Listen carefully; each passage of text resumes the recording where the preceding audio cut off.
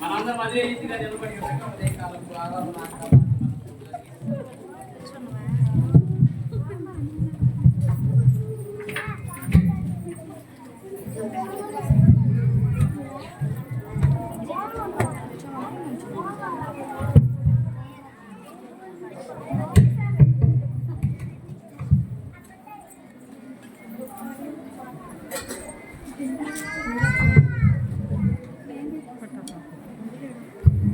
దేవునికి స్తోత్రం కలుగును గాక.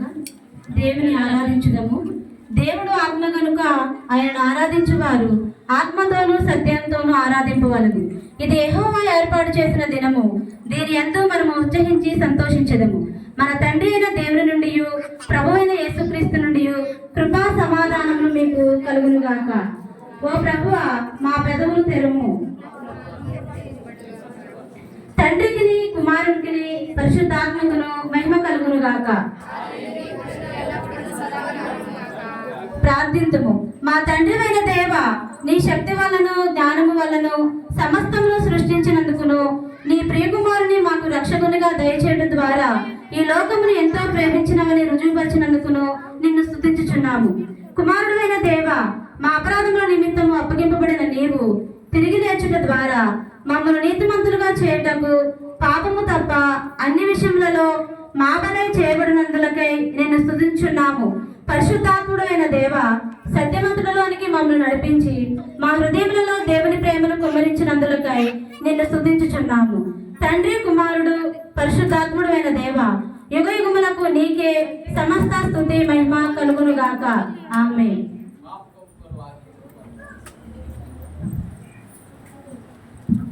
పాపము ఒప్పుకోని వాక్యమును విందుము.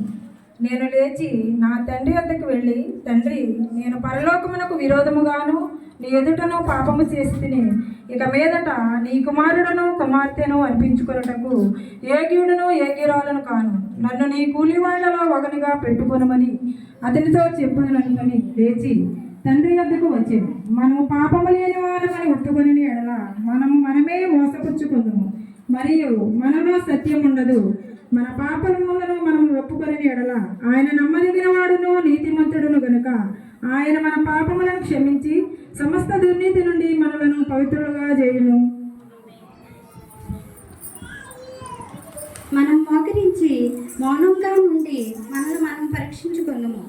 సర్వశక్తి గల దేవుని ఎదుట మన పాపములను వినయముగా ఒప్పుకుందాము. సర్వశక్తియు మిక్కిలి కనికరం గల తండ్రి, తప్పిపోయిన గొర్రె వలె మేము నీ మార్గంలో తప్పితిరిగితిమి. మా హృదయముల ఆలోచనలను ఆశలను మిక్కిలి అనుసరించితిమి. మీ పరిశుద్ధమైన ఆజ్ఞలను మీరితిమి.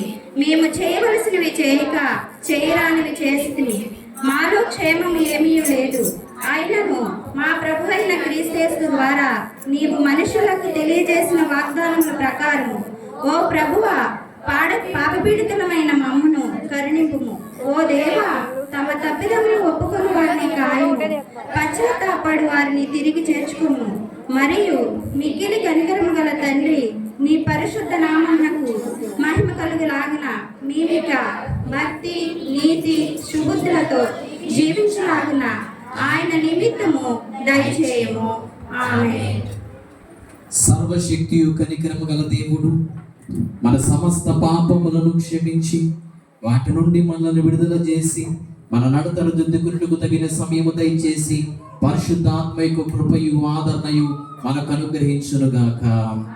ఆమేన్. మనందరం లేచి నిలబడి ఉండగా నేటి దినమునకు ఏర్పాటు చేయబడిన ఉత్తర పశ్చిత్ర పాఠ్య భాగము చదువుకుందాము.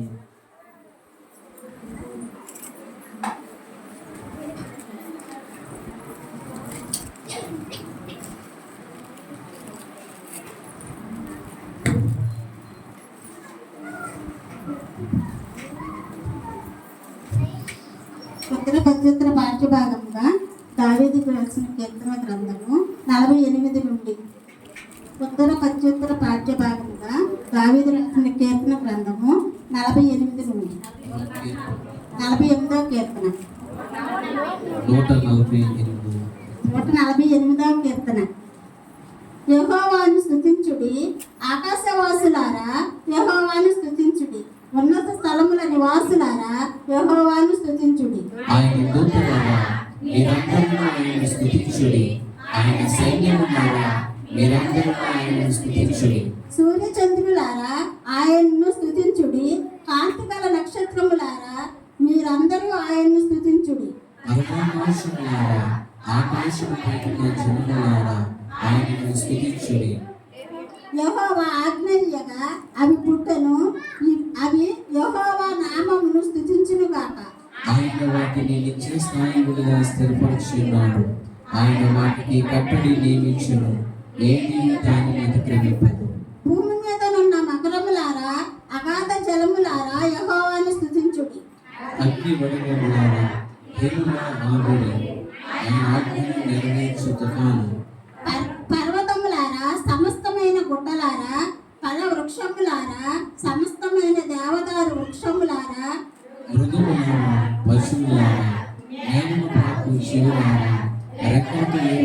పక్షులారా, భూరాజులారా, సమస్త ప్రజలారా, భూమి మీద ఉన్న అధిపతులారా, సమస్త న్యాయాధిపతులారా, యెహోవాను స్తుతించుడి.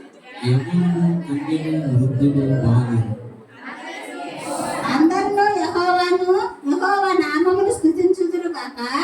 ఆయన నామము మహోన్నతమైన నామము, ఆయన ప్రభావము భూమాకాశములకు పైగా ఉన్నది. ఆయన తన ప్రజలకు ఒక శృంగమును హెచ్చించి ఉన్నాడు. అది ఆయన భక్తులందరికీ, ఆయన చెంత చేరిన జనులకు, ఇశ్రాయేలులను